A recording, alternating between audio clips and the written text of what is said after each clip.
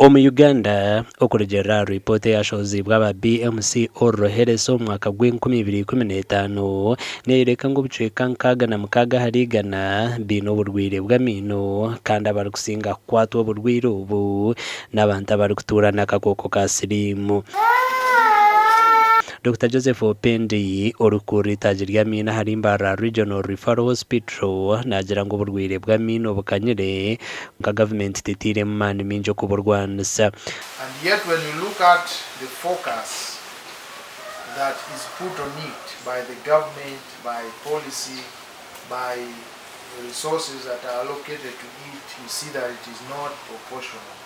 As per structure, dental health services are given at only health center force and above, and as a district we have only one health center force, so and more so we have only one health public health dental officer who provides services to the entire population of Mbarara district, that is around 170,000 people in the district.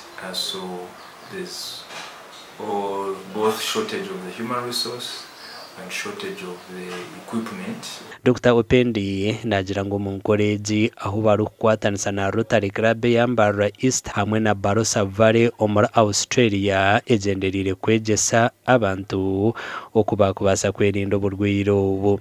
So creating awareness, making sure that people are aware of the diseases that they suffer from, how they are caused, what they need to do to prevent.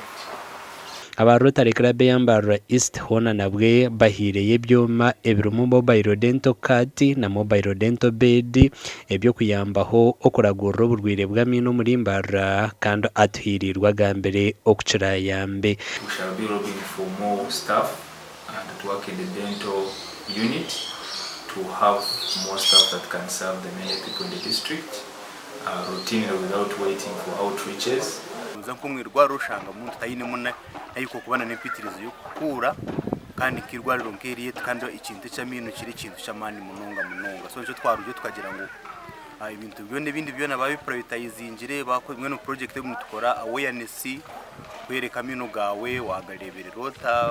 Bamwe omu batunjira obuhereza bw'amino basimira obuhereza obu hati musikani ho baiza kuriyamu za kuterekaniza kubacho kandi byaheze kuhende kabiri.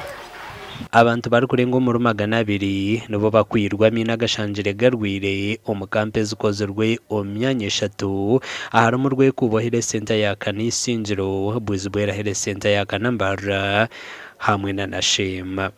Amakuru agagasha kwa Dorofa Yureka.